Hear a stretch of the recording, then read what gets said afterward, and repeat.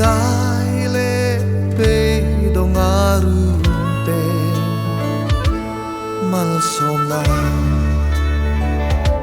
chan dam na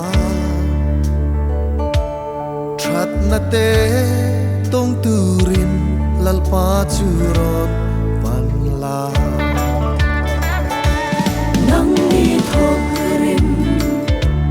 purit purte chan pui ngai le bei dong arum te mal somna chan dam na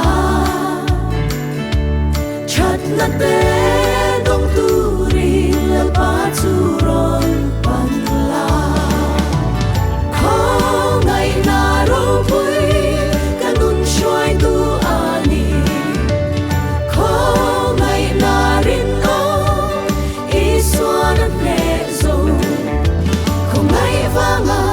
katan thi chan dang kaloni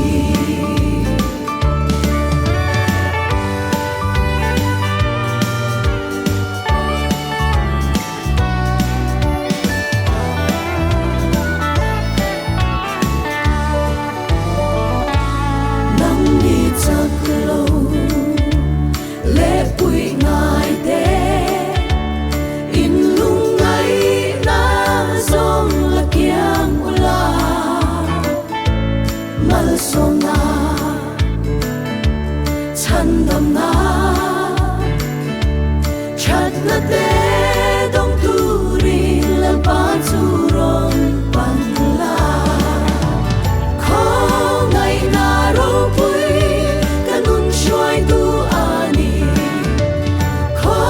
ngai na rin o iswan ne zo kho ngai vanga tan thi chan da